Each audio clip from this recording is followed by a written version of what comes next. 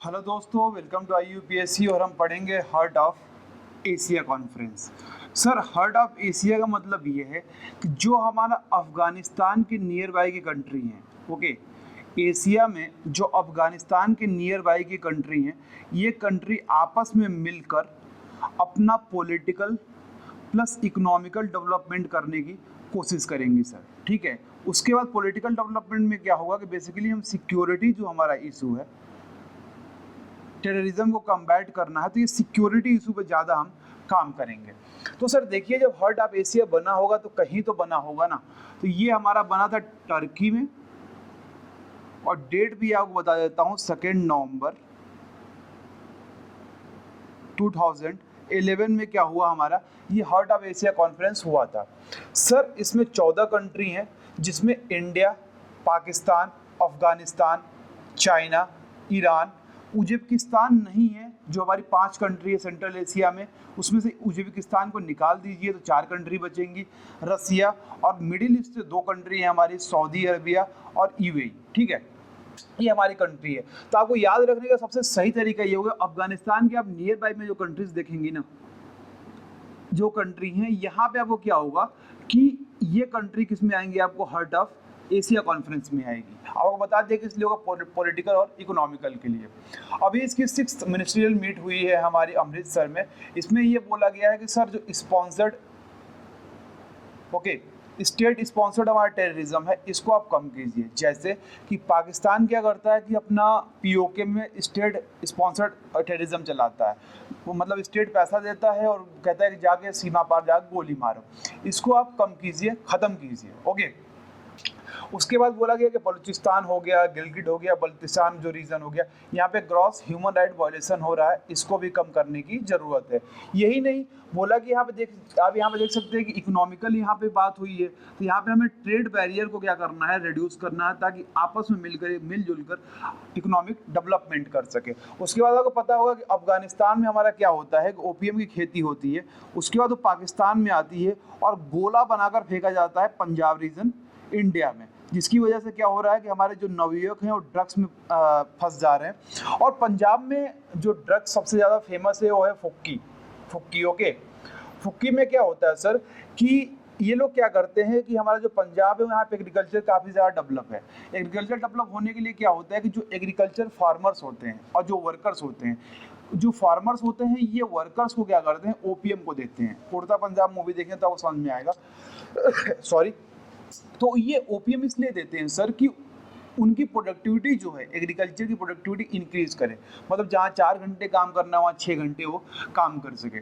उसके बाद दूसरा रीज़न ये है सर पंजाब में कि वहाँ पे मतलब कि आपको पता होगा कि जो हमारा NPK है, नाइट्रोजन, फास्फोरस और पोटास, जो हमारी खाद डाली जाती है हमारे खेतों में, इसका रेशियो 4:2:1 है, लेकिन नियरली डबल पे ये काम कर रहे हैं, ओके, डबल रेशियो यूज़ कर रहे हैं, जिसकी वजह से क्या हो रहा है कि जो हमारा एग्रीकल्चरल लैंड है उसकी फर्टिलिटी हमारी डिक्रीज कर रही है। और फर्टिलिटी डिक्रीज होने के कारण क्या हो रहा है कि हमारा वहाँ की ईल्ड, ठीक है, ईल्ड भी डिक्रीज कर रही है, जिसकी वजह से जो हमारा इनकम पहले किसानों की होती थी वो इनकम में कमी हो गई है, जिसकी वजह से बहुत सारा वहाँ पे अनएम्प्लॉयमेंट क्रिएट हुआ है यूथ में।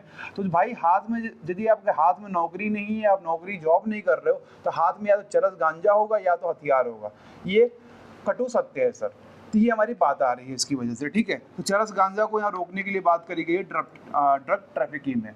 इसके बाद सर हमारा श्याम नारायण साहब हैं, इन्होंने एक केस किया था सुप्रीम कोर्ट में। बोला था कि भाई जब सिनेमा हॉल में हमारा मूवी शुरुआत हो तो वहाँ पे क्या हो कि नेशनल एंथम चले और स्क्रीन पर हमारा नेशनल फ्लैग चले। सुप्रीम कोर्ट बोला भैया बिल्कुल सही है, हर सिनेमा हॉल में लोग खड़े होंगे जब नेशनल एंथम चलेगा और फ्लैग हमारा स्क्रीन पे लहराएगा। तो सर देख लेते हैं, कुछ रूल्स हैं हमारे कि हमारा कि ऑनर जो हमारा नेशनल एंथम है, इंस्टीट्यूशन है, नेशनल फ्लैग है, इसको डिसऑनर करेंगे तो क्या प्रॉब्लम आएगी, कैसे इंडिया गवर्नमेंट इसको प्रोटेक्ट करती है। सर आपको पता होगा कि आर्टिकल 51A जो हमारा फंडामेंटल ड्यूटी है, ये इन्फोर्सिबल नहीं है in the court of law. तो सर ये क्या है कि यहाँ पे आपको रिस्पेक्ट करना है आइडिया ऑफ इंस्टीट्यूशन, जो भी हमारे गवर्नमेंट के इंस्टीट्यूशन है इनको आपको रिस्पेक्ट करना है। नेशनल फ्लैग और नेशनल एंथम को भी आपको रिस्पेक्ट करना है। उसके बाद सर एक हमारा एक्ट आया था, prevention of insult of national honour act 1971। इसमें आप देख सकते हैं जो 1971 में ये एक्ट आया, इसमें पिनल प्रोविजन भी है, 3 साल तक की आपको सजा हो सकती है if insult of national flag and national anthem. उसके बाद तीसरी जो हमारी प्रोविजन आई है सर, ये प्रोविजन है फ्लैग कोड ऑफ इंडिया 2002। यहाँ पे क्या है कि ये हमारा कोई लॉ नहीं है, ये हमारा एग्जीक्यूटिव एक्शन है। देखिए हमारी सोसाइटी जो है, सोसाइटी हमारी डायनेमिक है। जब सोसाइटी हमारी चेंज होती है, और सोसाइटी क्यों चेंज होती है सर, क्योंकि जब आपकी इकोनॉमी चेंज होगी ना, it's lead to the change of society, हमारी सोसाइटी को भी चेंज करेगी। तो आपको पता होगा कि 1991 के बाद जैसे हमारा एलपीजी रिफॉर्म हुआ है, तो उसके बाद आप देख सकते हैं कि हमारे पहनावे में, खाने में बहुत सारी चेंजेस आई है। जैसे कि हमारे यहाँ क्या होता है कि हम दाल खाते थे पहले प्रोटीन के लिए, अब हम क्या कर रहे हैं, एग, पनीर, मटन, चिकन, इसकी तरफ जा रहे हैं। तो जो हमारे यहाँ घास फूस है ये ज़्यादा बढ़ रहे हैं और लोग हाई प्रोटीन की तरफ बढ़ रहे हैं। ओके, तो ये प्रॉब्लम आ रही है, डाइटिंग की दिक्कत आ रही है हमारे यहाँ। इसी तरह से हमारी सोसाइटी चेंज हो रही है। तो ये जो हमारा फ्लैग कोड ऑफ इंडिया है 2002, ये देखता है कि कैसे हमारे लोगों के एटीट्यूड में चेंज आ रहा है टुवर्ड्स नेशनैलिटी, है ना, उसको चेक करेगी, उसके हिसाब से रेगुलेशन होगा। अब देखिए सर, जो हमारा 1971 में हमारा आया था प्रिवेंशन एक्ट था कि आप डिसऑनर नहीं कर सकते, उसमें 3 साल की आपको सजा हो सकती है। उसके बाद क्या है कि ये एक्ट आपको क्रिमिनलाइज, मतलब आप 3 साल की सजा होगा तो क्रिमिनल हो गए ना, तो क्रिमिनलाइज करता है ये एक्ट आपको। और जो अभी सुप्रीम कोर्ट ने जो आदेश दिया है कि भाई आप सिनेमा हॉल में खड़े होइए और जब भी मतलब कि नेशनल एंथम मूवी के शुरुआत में चलेगी और नेशनल फ्लैग हमारा स्क्रीन पे चलेगा, तो सर इसमें क्या है कि इसमें कोई क्रिमिनल प्रोविज़न और मॉनेटरी आपको पेनल्टी नहीं लगाई गई है। ओके, तो ये हमारा रहा नेशनल एंथम और फ्लैग। अगला टॉपिक सर देखते हैं कि सीएसआर। सर सीएसआर क्या होता है कि ये होती है corporate social responsibility. Sir corporate की सोशल रिस्पॉन्सिबिलिटी क्या हो गई, है ना, ये तो जानने वाली बात है भाई। बात ये है सर कि एज्यूम आपकी एक कंपनी है, आपकी एक शूज़ बनाने वाली कंपनी है, जूता बनाने की एक कंपनी है। तो सर क्या होगा, आप कहीं से रॉ मटेरियल उठाएंगे, रॉ मटेरियल आपने इन्वायरमेंट से रॉ मटेरियल लिया, ठीक है, उसके बाद आपका जो भी वेस्ट प्रोडक्ट होगा आप नदी में बहा देंगे, ठीक है सर, हमारे रिवर में चली गई, यहाँ से रॉ मटेरियल आ गया। उसके बाद इंपोर्ट एक्सपोर्ट करने के लिए आप रोड का यूज़ करेंगे, ठीक है सर। तो आपकी कंपनी के सामने या आपका जो रोड आपकी कंपनी के सामने से पास हो रही है, इंडस्ट्री के सामने से, वहाँ पे कंजेशन रहेगा जिससे लोगों को प्रॉब्लम होगी, ठीक है सर। उसके बाद सर आपको पता है कि वहाँ पे जो हमारा इन्वायरमेंट है, बेसिकली जो एटमॉस्फेयर, तो आपका इन्वायरमेंट में हम उतने एरिया में पॉल्यूशन भी तो करेंगे, हाँ जी, उतने एरिया में पॉल्यूशन भी होगा। तो ये सब आप जब करेंगे ना, तो आपका एक मोरल रिस्पॉन्सिबिलिटी बनती है। क्या मोरल रिस्पॉन्सिबिलिटी बनती है कि आप जो आपने डिस्ट्रॉय किया है इन्वायरमेंट को, और देखिए इतने एरिया में लोग भी रह रहे होंगे, तो उनको भी इस पॉल्यूशन की वजह से दिक्कत आ रही होगी। तो मोरल रिस्पॉन्सिबिलिटी हमारे इंडस्ट्रियलिस्ट की बनती है, इंडस्ट्री की बनती है कि वो कॉर्पोरेट सोशल रिस्पॉन्सिबिलिटी करें।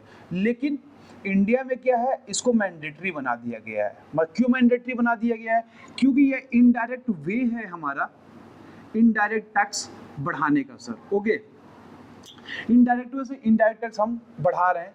कौन सा टैक्स बढ़ा रहे हैं, कौन सा टैक्स बढ़ा रहे हैं इनडायरेक्ट वे में, सर हमारा कॉर्पोरेट का जो टैक्स है ना, इसको हम इंक्रीज कर रहे हैं। ओके, तो ये हमारा तरीका है। तो सर ये कोई तरीका नहीं हुआ, क्योंकि ये मोरल रिस्पॉन्सिबिलिटी है और आपने फिक्स किया है केवल 2% पे। हो सकता है किसी कॉर्पोरेट का मन हो 3 to 4% वहाँ खर्च करने के लिए, सोसाइटी के लिए, तो अब तो बोलेगा कि नहीं अब 2% ही करूँगा, और जैसे आप मैंडेटरी बनाएंगे तो करप्शन भी होना शुरू हो जाएगा। ओके, तो ये कंसर्न हमारा आ रहा है सीएसआर में। तो सर देख लेते हैं कि जो पैसा ये 2% हमारा आएगा कहाँ पे खर्च होगा। ये हमारा एजुकेशन में होगा, उसके बाद जो हमारा डेडली डिसीजेस को कम्बैट करने के लिए होगा। दूसरी प्रॉब्लम ये आ रही है कि जो मेजर अमाउंट ऑफ सीएसआर है, ये हमारा खर्च हो जा रहा है जो हमारे डेवलप स्टेट है। जैसे 25% सीएसआर हमारा खर्च हो जाता है राजस्थान में, महाराष्ट्र में, आंध्र प्रदेश में, तमिलनाडु में, गुजरात में, जबकि सीएसआर की सही में ज़रूरत हमारा northern India, eastern India, north east India, इनको है ना, जो हमारे पिछड़े हुए एरिया हैं, उनको ये ज़रूरत है। अब देखिए सर, आपको बता दिया कि यहाँ पे कि आपको ये इनडायरेक्ट वे है कॉर्पोरेट टैक्स बढ़ाने के लिए। और सर आपको जान के हैरानी होगी कि ऑल ओवर वर्ल्ड में जो हमारा कॉर्पोरेट टैक्स लिया जाता है वो 24% है ऑन एवरेज, लेकिन इंडिया में प्लस 10% कर दीजिए, 34% क्या है हमारा कॉर्पोरेट टैक्स लिया जाता है। ठीक है, अब देखिए कोई क्राइटेरिया होगा ना कॉर्पोरेट टैक्स भरेंगे। कोई 100 रुपये कमा रहा है, मान लीजिए कंपनी 1000 रुपये ही कमा रही है साल में, तो थोड़े कॉर्पोरेट टैक्स बढ़ेगी या 1 लाख 10 लाख कमा रही तो नहीं भरेगी ना। तो सर उसका प्रोविजन है 3 चीजें कि आपका जो नेट प्रॉफिट हो 5 करोड़ का हो, ओके, या 1000 करोड़ रुपए से आपका ज्यादा का टर्नओवर हो, या 500 करोड़ रुपए का नेटवर्थ हो। ठीक है, ये हमारा प्रोविजन होगा। इसके बाद सर ये बात है कि जब इतना आपके पास है तो जो 3 साल का आपका नेट एनुअल प्रॉफिट हुआ है उसका 2% आप खर्च कीजिए, किसमें, CSR में। अब सर देखिए कि एक्टिविटी क्या करेंगे, लाइवलीहुड को इन्हेंसमेंट करेंगे गांव में, उसके बाद गांव का डेवलपमेंट करेंगे, उसके बाद जो बीमारी हो रही है, डेडली डिसीज हो रही है, उसको प्रिवेंट करेंगे। और इससे बेसिकली क्या होगा कि जो सोशल और इकोनॉमिक हमारा खाई हैं अमीर और गरीब के बीच में, ये भी कहीं ना कहीं भरने के लिए हमारा काम आएगा सर। तो ये रहा हमारा CSR दोस्तों। Thanks for watching, have a nice day.